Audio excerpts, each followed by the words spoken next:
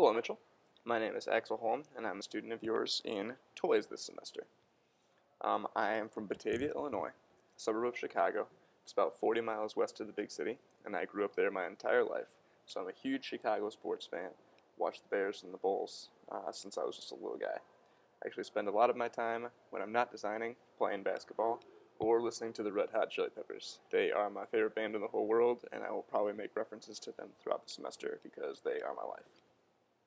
When it comes to design, I'm in landscape architecture, and my favorite project that I've done so far since being here at Iowa State University was actually this past semester.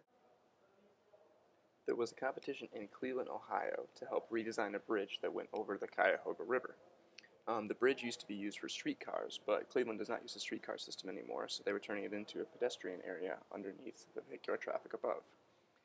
I decided that I wanted to take the opportunity to balance risk and fun and safety, because what's more risky than being 100 feet over a flowing river?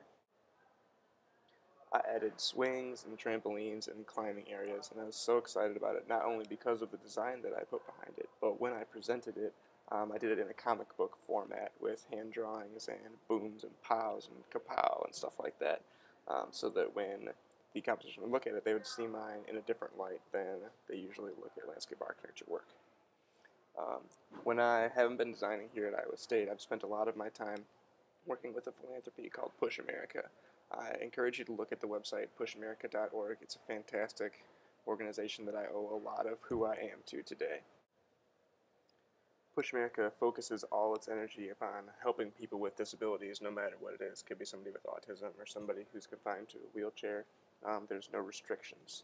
But what me and my team did this past summer is we went to 6 different summer camps for people with disabilities across the country, from Colorado to Washington, D.C., and we spent a week at each of these designing and building playgrounds for these people with disabilities. And it was so awesome to be able to see the smiles on their faces after they could use what we had built for them.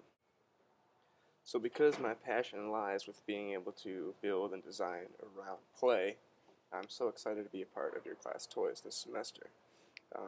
Really appreciate the fact that you've been able to be away from us for these first couple weeks and then still come back, because I know that I'm going to learn a lot from this class. Just in the first week in this first project alone, I can prove that to you. I was immediately interested in what Froebel did with his gifts because of the psychology behind being able to learn through play and how people are having fun, but they don't even realize that they're learning things. For my particular poster, I chose to focus on balls because it's such a simple thing being able to throw and catch and roll and interact with, and I wanted to be able to focus on my attention on the simplicity and how much fun can be had just by these acts. So I didn't have a hard time relating the idea of Froebel's first gift to things that exist nowadays. Immediately I thought of the yo-yo and ball in a cup, but it seemed like with each new thing I was thinking of, another one was coming in. So what I did was I took the idea of Froebel's ball and I put it in the center of the sun like a mobile, and around it are all these evolutionary pieces that fit in and revolve around his original concept. So my favorite part of the poster that I created is not actually the graphic above, but the font down below, because that reveals what concepts are learned and taught just from using and interacting with something as simple as a sphere.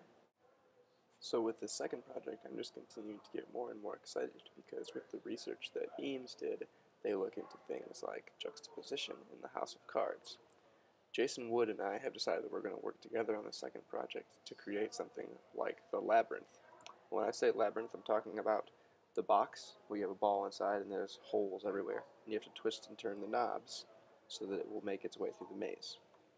Jason and I want to focus on kind of an evolution of that, where the pieces can move back and forth, and it's actually a riddle, something that you have to solve in order to get the ball from one side to the other. So tune in next week to find out how far we've come on that. I'm very excited to show you, Mitchell. Again, thank you very much for everything that you're doing for us. I hope to be in touch, and I look forward to meeting you and shaking your hand in person. Talk to you soon.